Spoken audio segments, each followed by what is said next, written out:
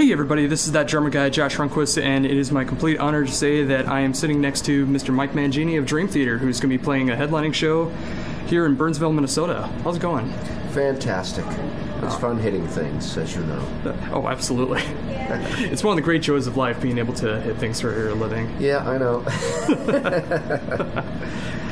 So how has the tour been so far? Well, we are bringing quite a spectacle of a show to everybody. So it's been an experience, not only for that I'm hearing that people are sensing when they walk in, but for us to do a 3-hour performance that's as detailed as it is intense beyond belief. So it's really, it's like drinking 5 cups of coffee. It really makes you pay attention, and you know you're there, put it that way. So my point is, it's a heck of an experience. You know, nothing like I've ever experienced before, that's for sure. Oh, absolutely. Yep. And it's such a great thing to see, too, bringing back the Evening West shows for Dream Theater, and especially with having you on the helm on the drums as well. Yep. So how did it come about with keeping this particular set list for this touring cycle? Well, it's a matter of dialing in a show and giving the crew and everybody a chance to really get it to the millisecond and just get it nailed. Mm-hmm. So we're keeping the same set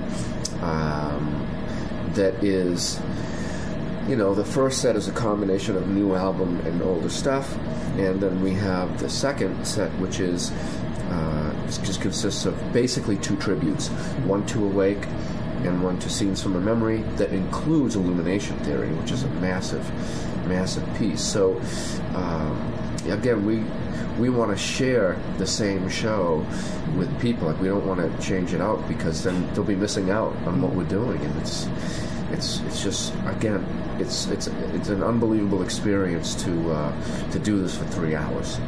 I could say that. Oh, absolutely. And the way it flows keeps people interested. You know, my parents are 84 approximately, plus or minus, and they stood up the whole show, except for the intermission. Oh, wow. Yeah. So everybody stood up. So something's working. Oh, absolutely. Something's working. Yeah, I mean, getting a chance to look at the set list and everything, I mean, to me it seems like a perfect culmination, like a roller coaster ride, from the ups and downs and everything in there. It's a very cool experience. It sure is. So how does it feel going from a 3-hour show to, say, the next time around, if you bring some bands with you on tour? It will be less taxing on the mind and the body and everything else. But, it might feel short. You know what I mean? I'll see. We'll see what happens. And I did a long show with Steve Vai, but not quite this long, or this intense. As far as having to be spot on from the very second you walk on stage till the very second you leave it. There's no moment where you can lose focus or just enjoy. Meaning, look around, or this is a fun thing and whatever. It's just work the whole way. It's pretty amazing. Oh, very Which cool. is, when it's over, that's when you have the joy. When you're like, oh, wow, we pulled that off. It's sort of like a sports team winning a playoff series. The second you start to take a break is the second the other team is going to come in and score a goal on you. You just can't. You have to be relentless the whole way. It's really cool. Absolutely. And being in Dream Theater, that's got to come with the territory as well. It does. It comes with it anyway, but to do it at this level, this is a whole different thing than a regular show, what we're doing, the way we're doing it. And again, it's intense from the second it begins to the second it ends, because everything is set to video. There's no skating around, syncing up and lining up with things and being perfect all the time. And there's no room for mistakes. At least if you're, just 5 guys playing music, there's room for maybe changing something up, or I don't know, or making an error here and there, because nobody can play a perfect show. But there's no room for that. Right.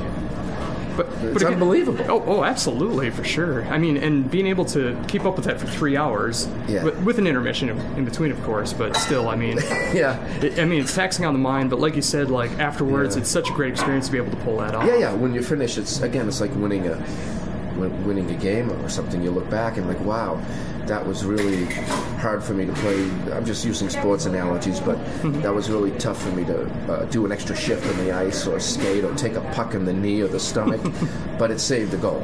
Oh, yes. It's like that kind of mentality. Like, pretty crazy. Oh, it's so cool, though. Yeah. So going back to the set list, did all of you decide on what the set list would be, or did you guys pick favorites that you wanted to do for this tour, or how did that go about? John Petrucci organized it, and he offered different choices, and then everybody chimed in what might work or not, or what they like or not, or what the physical ramifications are, what maybe the tuning ramifications, or how the songs work together. So, it was not easy to do it, but after he put a basic thing together with the tributes and a collection of other songs, then we were able to, okay, what about this? What about that? What about this? So it took a little while, but that's how it worked. Oh, very cool. and of course, you guys are on support for your brand new album that came out last year, the debut album. Yeah. What went into the writing process this time around, since you were actually able to write this time around?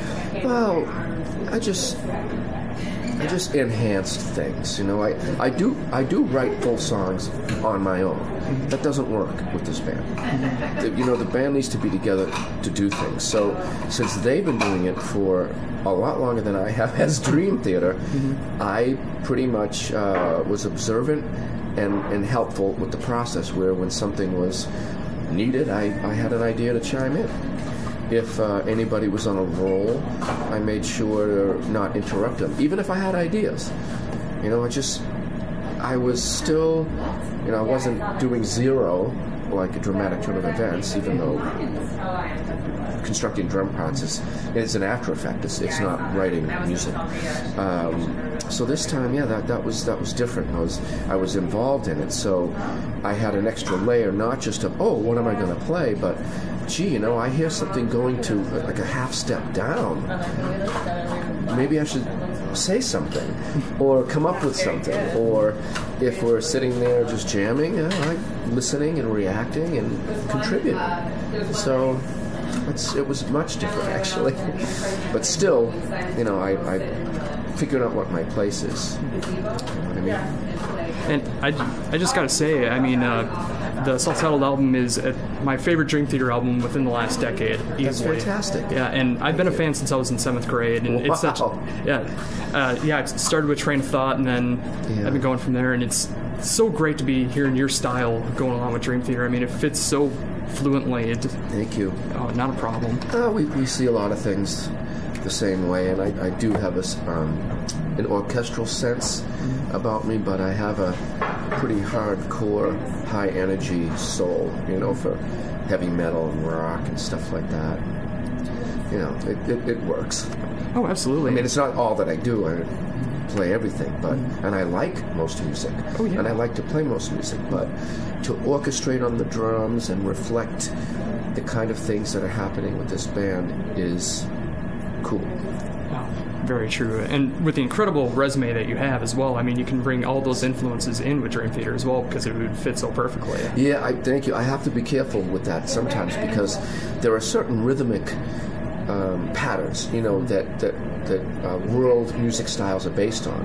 And those are such a part of me that at times when it's just a mathematical thing that hits me, my music soul might go into Latin mode, and that doesn't fit. So I have to wait a minute. I can't play a rumba wawanko or something with a tumba or whatever it is. I can't really do that. So I have to convert that to a rock and roll metal language and just reset my sense of what is and what isn't going to work. So that's the only time it gets a little I have to think a little bit. Well, it's very understandable, of course. When you learn that stuff, and it's all fun. It's all fun. Oh, absolutely. Yeah. So, kind of with that said, is there any music that you're listening to on this tour, or are you just sticking to the music for this tour? Let's see for a minute. I'm sticking to the music for this tour, but because I'm giving my ears a break. Number one, I'm giving my ears a break and my brain. As far as other music, I've been tinkering around. I have some equipment now. I use Samson. They make all kinds of audio, video controllers, just things like that. So I'm using some of their gear with this company, Heavyocity, out of New York. Oh yes. They're friends of mine, and they do soundscapes for movies. They make it easy for a writer to get inspired and to not have to spend time putting together different sounds and layers. And so I just started tinkering with that, and I'm just tinkering with it, and I'm having fun with it. So that's the only other thing I'm really doing. It's gracing my ears. Well, it's very understandable. I mean, again, with 3 hours of music going on, it is good to rest up your ears for the show every night. Yeah. Absolutely. So getting back to the show, is there any particular Dream Theater songs that you like to play that might be on this tour or might not be on this tour? Let's see for a minute. Well, I would enjoy playing everything off the new album. Because I'm familiar with it, and I see the shapes on the drums, and I remember the experience of being in the studio, so that would be fun. But we're not going to do that, right? Because it's too much for somebody, just a listener. I mean, who wants to hear a whole new record unless that's what you promote as the tour? Right. We're going to play the entire new record. that's what you do, but we don't want to do that, because when we go to see bands, or I might even watch something on television, on whatever, pay-per-view, whatever, I like to see music that I'm familiar with. So I think that other than, I know I answered that in a general way, but so I would be into throwing Surrender to Reason into the set, but you may not do that. Or that is my personal favorite off the album, by the way. What's that? Surrender to Reason is my personal favorite off the album. It is. It was mine for. It might still be. It was the first one that we did. Oh, very nice. So it holds a special place in my brain, I guess. I think of that moment, and I don't know, I just enjoy it. But we'll see. Maybe we'll do it, maybe we won't. I don't know. Oh, very cool. Yeah. So what are your plans after this current tour? I probably will... Let's see, I'm looking to book some drum clinics. Oh, very cool. In between. I also have to finish a lot of work in my home studio. I remodeled it, so I have to unplug things and plug them back in again and move them. And I have to insert some new gear. And so once I do that, I'm going to want to play with it. And that means, who knows, it might mean doing some kind of drum-oriented educational clip at home, or it might mean writing snippets, it might mean writing songs for myself. I don't know. We'll see. But I'm definitely going to keep busy. There's no question about that. Oh, for sure. So, thinking more again along with the touring cycle, if you guys go back to bringing bands on tour, is there any particular bands that, if you had the opportunity to, you'd want to bring out on tour? I don't know. I'm not hip enough to answer the question because I'm really so overwhelmed with what this job means as far as just making it operate night after night is heavy duty for me. It's really heavy duty because one needs to rest, and I'm not really keeping up with what's happening inside. Like, that's it. Well, there's nothing wrong with that. And also, I'm a practicing musician that what defines people like me is that we keep growing. In order to keep growing, you have to keep thinking about where to go and what to do. In order to do that, it occupies your mind. So my mind is occupied with, believe it or not, what other improvements am I going to make during my break with my drumming or while I'm warming up? What is it that my body doesn't do as well as I want it to? And so that occupies my mind, because it does. I'm not listening to the radio, or I'm not poking around the internet and stuff like that. You can't do everything. Oh, exactly. And it totally makes sense, too. I mean, with everything being so demanding. And it's funny because, I mean, being a person that other people listen to and look to, it's almost strange. It's almost a strange life because you once a person realizes that, wow, other people are listening to me, that, well, I'm one of those people that, well, someone else will say, well, who are you listening to? Oh, well, I'm listening to Dream Theater or whatever. But I have to be busy doing it so that they have something to listen to. Oh, yeah. Doesn't it make sense? Like, if I don't do what I do, then that doesn't provide someone else an opportunity to have something to listen to. But if I'm listening to other people a lot, it means that I'm not spending time developing this thing that is eating at me in my life, which is constant progression. It's a blessing and a curse. Well, again, it's totally understandable. I mean, with so many changes within one song, let alone an entire album or an entire set list, I mean, you got to keep up with that. Yeah, I know, but I also want to keep pushing it so that becomes easy, and that now there's something else that I do that I would consider to be, oh, now that's tough, that's hard. And I have to work on that thing and get that better. It's just part of my spirit. And again, it's a blessing and a curse. Very nice. Yeah. Also, with that said, I'm sure you hear this all the time, but you have one of the greatest setups I've ever seen. Thank you. I've been a Pearl fan ever since I got behind the drums, and it's great seeing a gigantic Pearl setup when I go to a Dream Theater show. Go ahead and ask me, but I can tell you a bit about it. What went into the process of the setup? Well,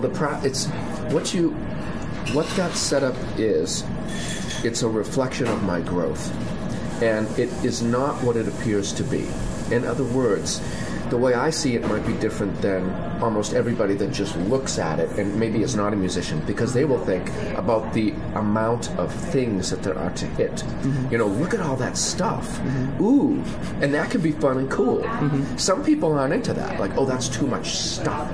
Why do you need all that stuff? Mm-hmm. But for me, all of the tom-toms are set up in an apex shape. That means it's not left to right or right to left. For me to hit one note per drum to follow the other musicians. Mm-hmm. If the drum set is set up from left to right in an ascending or descending order, then my hands are limited to not being able to do an odd amount of hits on one drum, because then the hands switch and crisscross and they'll hit each other. Mm-hmm. Can't do that. Or if I use different stickings to manipulate the drums, hitting with multi-hits per limb isn't as powerful as single hits per limb. So I designed the kit to orchestrate. Now, I'll just sum it up simply with, if the band is playing in a higher register, I hit higher drums. It's kind of a no-brainer if you're not a musician at all and you hear me say that. Mm-hmm. But if you're a musician and you hear that, you know, you tend to go to what you know and what you think is good. Like, oh, why don't you just play 3 drums and groove, man? Just play the groove, man. Well, you know what? Most people don't feel 17/16 as a groove. Their brains don't process it. It's proven. It's not that they don't have talent or not. It's not that they can or can't do it. It's that they haven't taken the time to wire the Brahman area of the brain, or that's pretty technical stuff, but it's true. Science proves it. So what essentially I'm doing is, my set is reflecting, when the band plays a high register, I play it in a high register. When it plays in a low register, I need low stuff to hit. So I have high and low drums and cymbals to match this. Now, being that I have to keep a beat, and most of the time a complex beat, I want different sounds to have a listener feel where the ups and downs are. Now, if I have a 4-piece kit, that's what I grew up on. I am perfectly happy. Believe me, it would be a lot easier for me to do a drum clinic, a lot easier for me to do a sound check, and a lot easier for me to live life with a 4-piece kit. But my calling is to work harder than that. My calling is to develop this spirit and this music that is part of my spirit. And sorry for people that don't get it, but it takes decades of dedication. I'm not afraid of that work. So that drum set reflects my growth. It reflects my being grateful for the gifts I've been given. And it reflects hard work. And also it reflects the way that I orchestrate. So, you want to throw a 4-piece kit at me? You'll make my life a lot easier. And I have no problem with it. I'm a Ringo Starr fan. That's where I come from. I come from Beatles. Ringo, 4-piece kit, rock and roll, okay? But I'm trying to do something in honor of these other gifts I've been given as a musician and as a physical being, that I can do some things that aren't quite normal. And so it's my obligation to go work on those so I can actually do them well and not haphazardly. See what I mean? Oh, absolutely. It's not what you see. It's not what what it might look like, especially to other drummers too. I can't believe that. Ooh, what do you need so much stuff for? Well, I don't need it all. I like it. Oh, and yeah. it enhances the music, and high drums just give a different feeling than low drums. For example, let's just say that Black Sabbath gave me a call and they said, we would like for you to play on our record. Well, a lot of the beats and things that I would play with Black Sabbath might not resonate with really high-pitched drums. So I would, guess what? I would use a different drum set. And if they asked me to play like I play, and they just play like you anyway, what I would do is use those higher drums in the solos. You know, and let's say if a Tony Iommi was to play high notes in a solo, then I would do that. That's where I would use it. But pretty much I would play thunderous drums and big beats and, you know, more spacious stuff, if that's what the job was. Dream Theater is a lot more. It is that plus more. Oh, absolutely. And I'm glad you have the same mindset that I do. Is just whatever the music calls for, have that kind of setup for it. I've always been of that thinking. Yeah, you know, what about the concept of association and labels? You know, it's not such a bad thing. I mean, I'm being labeled as a speed guy that has a big drum kit. You know what? If that's how you want to think of me, at least you're thinking of me. You know, if that's what you want to do, knock yourself out. I know, and my friends know, and musicians know that while I'm perfectly happy to play a real groove situation with a small kit, wow, totally cool, wonderful, great. But I have this other thing that I do, and why not use it? And what other band to go to the nines with it than what Dream Theater wants to do?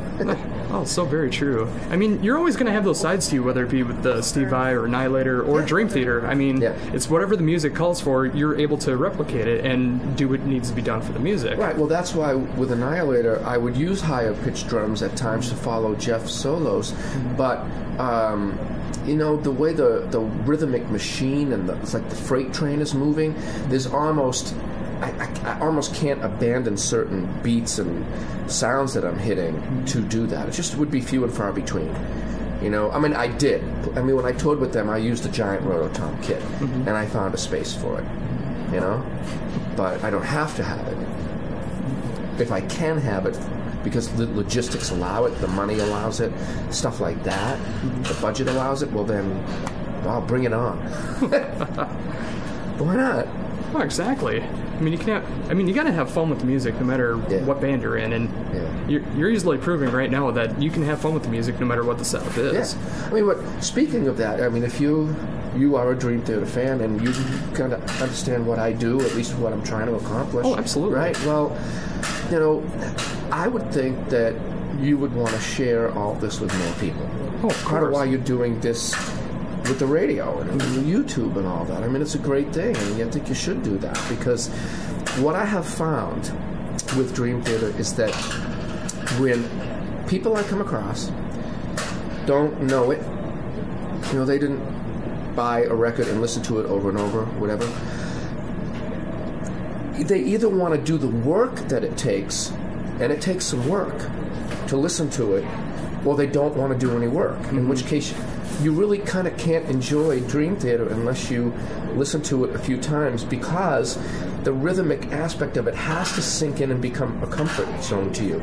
If you're used to only straight ahead rap beats and music, and you're straight ahead pop music, you know, if you're into Christina Aguilera or Katy Perry or any of the girls that are doing pop music and are very popular, Rihanna, stuff like that, well, it's going to take you some work to digest what we're doing, but once you do it, there's no going back. I mean, that's why people are rabid fans. Why do we think These fans exist because once they get into it, they crave it.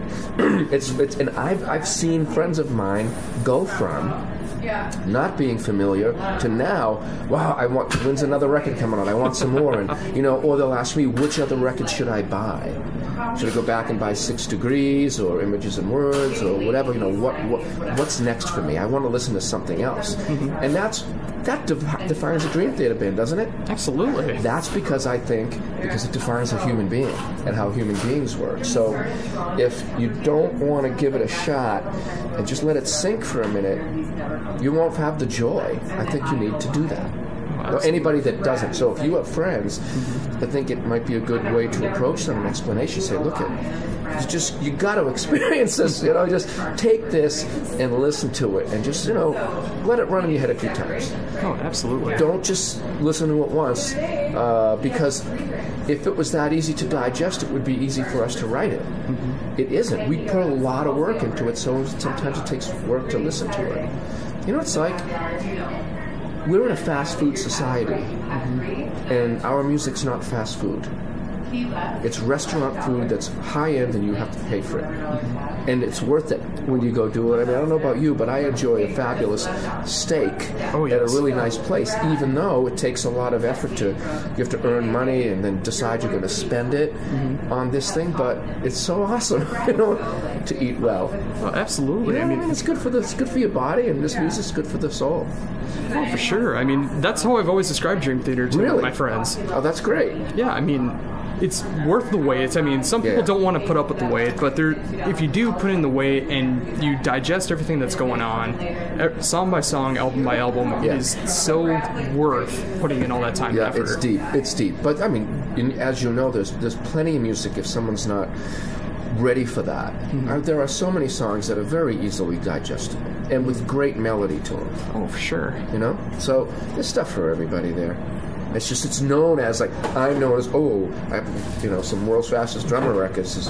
I play fast. I play a lot of notes, and that's how people are going to see me. Well, Dream Theater has a reputation. Radio stations all over the world think, probably, I don't know. I don't want to speak for them. Oh, Dream Theater, that's that band that plays complicated stuff, and that's not fair, because it's not true. There's a lot more.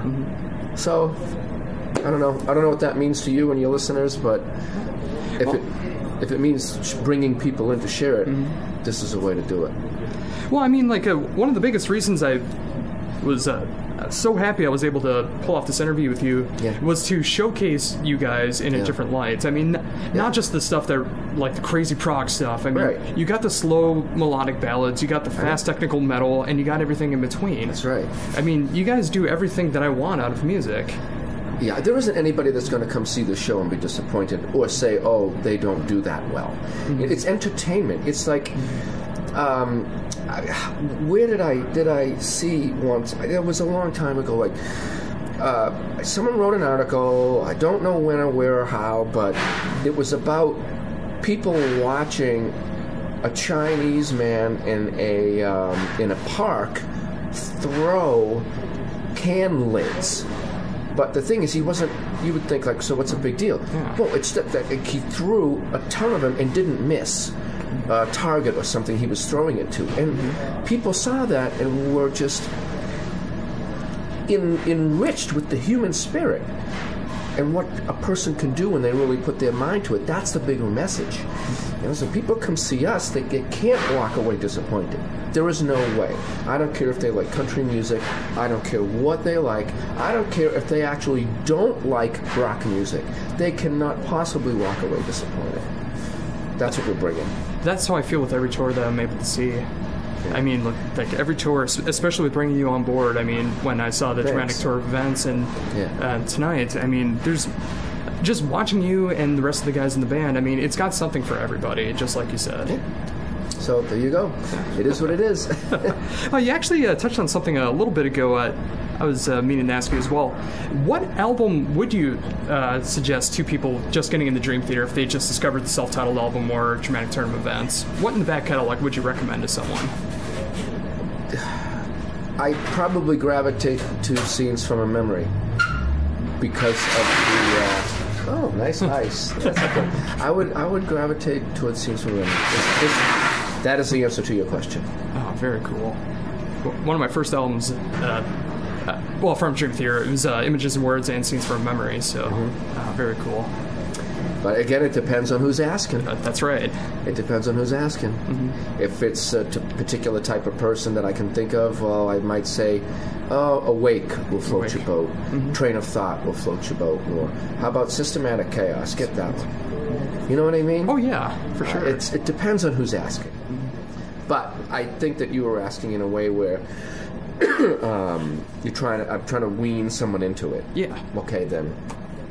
Scenes from Memory. Oh, absolutely. And again, that album, just like what I also think the self-titled album does, it's a great segue into the band with all the different highs and lows, the melodicness, the technicality. It's got everything. I think so. Yeah, for sure. I think so too. Okay. You good? Oh, good. I was just going to say, I know you got to get rolling here and everything. Oh, yeah. Yeah, so I just want to ask, is there anything else that you'd like to bring up that I've not brought up yet? Just that guys I know that are in relationships, they have wives and girlfriends, and a lot of times they don't bring them to the show because they might play a song and the wife or girlfriend is like, oh, bye, I'll go see Katy Perry, but I don't want to see that. Well, we've been getting a lot more of wives and girlfriends and girls and stuff like that because I believe that the newest album is more accessible like that, and that there's stuff in the catalog that is accessible and it's being welcomed. So I'd love to see that. Reason, well, then that pops off to the next generation and young people. There's young people there. The music's good for the brain. I mean, if they have to sit there and listen to some songs and think about it, they're learning to appreciate. They're learning to value. They're learning to analyze. There are a lot of human skills that are really positive, and I'm a proponent of that. I love that stuff. So that's what I want to say. Just grow, learn, and this is a great positive situation.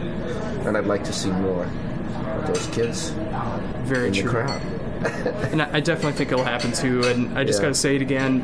At least my favorite Dream Theater album within at least the last decade is the self-titled Dream Theater album. Cool. And it's so great to see you here. And thank you for taking the time with me to do this interview. It's been a complete honor. All right. Bye-bye, everybody.